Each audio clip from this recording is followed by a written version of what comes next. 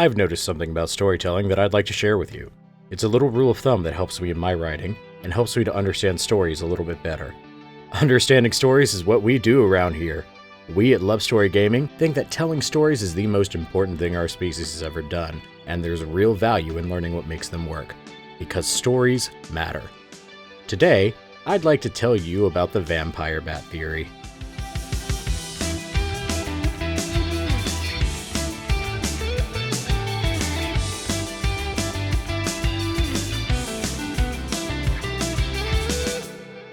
Let's start by analyzing Twilight. I know, but hear me out, I'm going somewhere with this. Let's take a look at Twilight without any preconceptions or bias. You have modern-day vampires, which isn't a new concept, but is always fun. They have X-Men style superpowers tailored to their personalities, and they've evolved some crazy interesting adaptations to make them more alluring to their human prey. There's an ancient feud between them and modern-day werewolves, ancient enemies of the vampires, and both sides have entered into an uneasy truce. There's a secret cabal of vampires in Italy running the course of history from the shadows. The story focuses on a prominent family of vampires trying to stay out of the middle of all of this, and a romance with a young human woman dragging them reluctantly back into it. Can the Cullen family have it both ways? Can they maintain their fragile place in a world when a forbidden love threatens to upset the delicate balance maintained by the powers that be? Holy crap, you guys, this story sounds so cool! So, what went wrong? I'm going to make a groundbreaking observation that will shake the very foundation of literary analysis.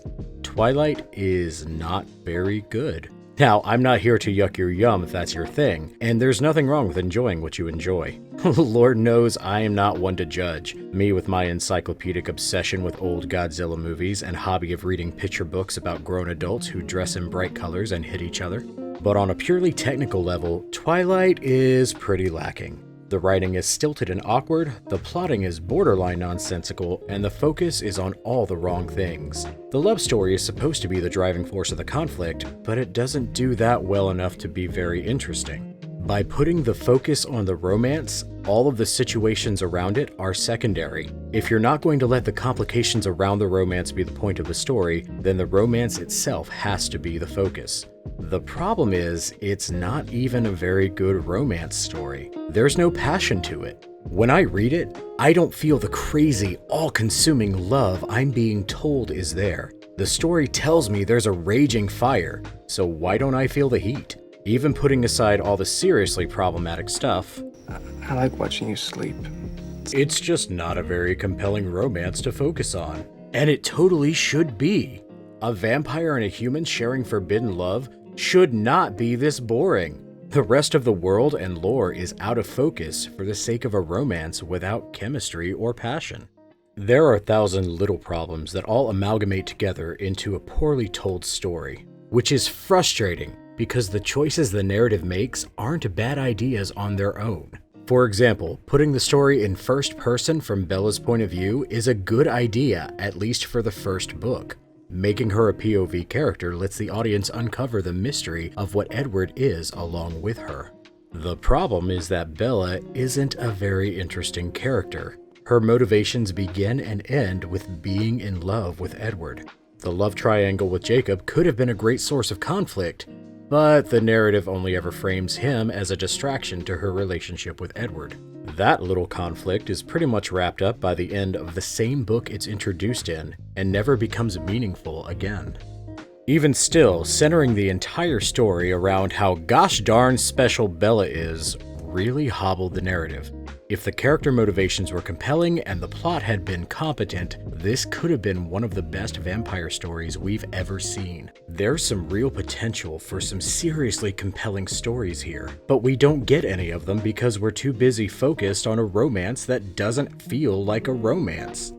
How much more interesting would it have been to focus at least part of the story on Carlisle, the patriarch of the family, having to navigate the complicated tightrope of encouraging his son to be happy and protecting his family from what that happiness meant? What if there was a subplot about Bella having serious second thoughts about the whole thing out of genuine love for the people that she is putting in harm's way? Good God, my life has led me to a point where I'm critically analyzing Twilight. I could talk for hours about the wasted potential of Twilight and how the directions the narrative did go are pretty, well, bad. But at the end of the day, I think the core of Twilight's problems is that there isn't a compelling thematic through line tying everything together, and any hints of theme that are there aren't explored with any kind of thoughtful understanding. Without that, all the little problems become a lot easier to see. All the elements are there for a great story, but the narrative doesn't know how to fit them together in a way that means anything. If you look really close, you can see the inklings of the themes of feeling alienated from the rest of the world, the power and conflict of love and lust, and the lengths people are willing to go to for the sake of happiness with someone that makes you feel like maybe, just maybe, you're not the monster that you think you are. Sure are some nice themes you got there, Twilight. It would be really nice if you could explore them a little bit. To illustrate my point a little more, let's look at another story that works in the opposite direction. Here's the premise. You have a guy who has some serious issues, right? He copes with these issues by coming up with an alternate persona and getting into a lot of fights. He uses violence as his personal coping mechanism, and his alternate persona ends up creating a whole gang of terrorists. Also, he dresses up like a ninja furry and beats up clowns and women. I absolutely love Batman. He's one of my favorite superheroes. But real talk, Batman is a dumb premise. A man dresses like a bat, because scary, to fight criminals? Also, he's super rich and knows a billion martial arts and is best friends with Superman? Okay, whatever you say. But Batman stories go way beyond that premise. Think of some of the greatest Batman stories ever told. They all have two things in common. They take the premise seriously, and they use the premise as a starting point to explore deeper ideas. If the story was, Two-Face robs a bank, but Batman shows up in time to stop him and they punch each other and Batman wins and Two-Face is in jail, the end, it'd be pretty lame. Sure, we might be entertained by some good old fisticuffs for a few minutes, but after it's done, we'd forget all about it. But that's not the story most writers tell. Two-Face is a tragic figure, a man fallen from grace after being scarred for trying to do the right thing. He was Batman's best friend, and Batman carries the guilt of failing to save Harvey Dent from his injuries and his subsequent descent into madness. That guilt is a shadow over every interaction they have, and Batman wants nothing more than to save his friend from the monster he's become. You want to explore that a little more? Sure! Batman blames himself for not saving Harvey for the same reason he blames himself for not saving his parents. It's been said in the comics that when you take away the gadgets and the martial arts, you take away everything and strip Batman down to his core, you have someone who never wants to see anyone else die. I think it goes a little deeper. I think that when you get to the core of Batman, you have somebody who not only doesn't want to see anyone else die, but someone whose foundational belief is that it's his responsibility to save everyone. That's my interpretation for why Batman doesn't kill. It's not because he's afraid of being a killer. It's because the most unshakable thing about him is that he has to save everyone. It's not just the right thing to do. It's not just being a hero. It's his personal responsibility. And that means he is personally responsible for everyone he failed to save. You could argue that some people don't deserve to be saved. And you can argue that he's not the one to do it, but he won't listen. I think his flaw is that he believes he has to be the one to save everyone. Even if they can't be saved, as long as there's a 1% chance that somebody can be, he has to take it as an absolute certainty that it's his responsibility to do it.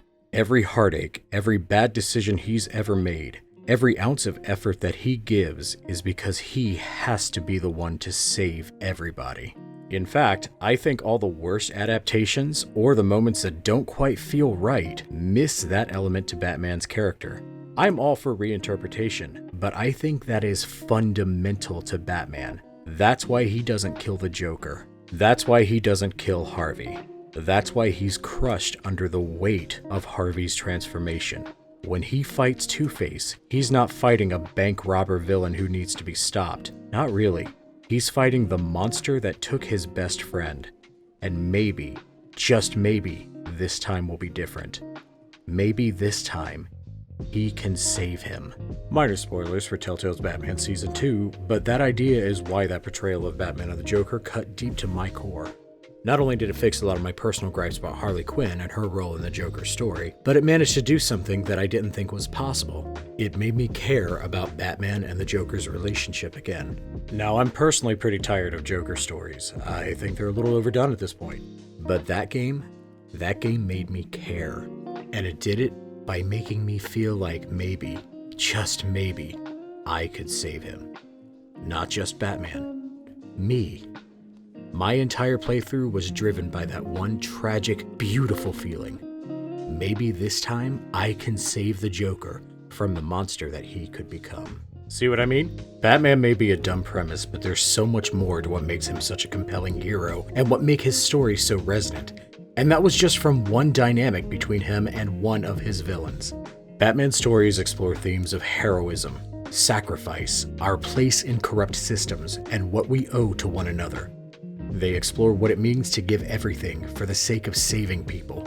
Batman as a premise is a starting point to explore fundamental questions about human nature, and the power of stories is that they take the time to actually explore them. Who cares if it's a dumb idea? It's a great story. That's the point of all this rambling. It's something so blindingly obvious that when I point it out, you're going to realize that you knew it all along. It doesn't matter how good or bad your premise is. What really matters is how you present the story. If a kick-ass premise like Twilight can become a shoddy story, and a silly premise like Batman can become something like, well, Batman, then the real meat of the story is in how it's served, not in the ingredients that went into it. I call this principle the vampire bat theory. Once you recognize it, you'll see it everywhere. Ideas that shouldn't work do, and ideas that should work don't. It all depends on how well the story is presented. This goes beyond technical writing skill. It's not about using the prettiest words or making sure your plot follows the best structure. Those help, but they're not the things that most of your audience is going to respond to. It's the core themes and what you have to say about them that transform the premise and the words on the page into a story that matters to people, even if they don't always know why. Writers, trust your ideas. Even if you think they're bad, remember that questionable premises can make the best stories. Twilight sure has an audience that responds to it, and it's a poorly written mess. If you approach your work with passion, tease out all the interesting things you could say with it, and use your premise as a starting point to explore what it is to be human, you're doing great in my book. It doesn't really matter how weird your idea is. All that matters is what you do with it. And if there's one thing I've learned about the theory in the past year is that it doesn't matter if your story is good or bad. If it has vampires or bats, there's a non-zero chance Robert Pattinson will be involved. Thank you so much for watching. If you like what we do, join the Beam Battalion by hitting that subscribe button and ringing the bell. If you really like what we do, please consider supporting us on Patreon. We stream regularly on Twitch on Monday, Wednesday, and Thursday evenings, as well as periodically on other days, so come by and discuss stories in games with us. A very special thank you to all Patreon backers. If you like the art and theme music, check out Lovecraft Media for more. Remember, we love you all and there's nothing you can do about it.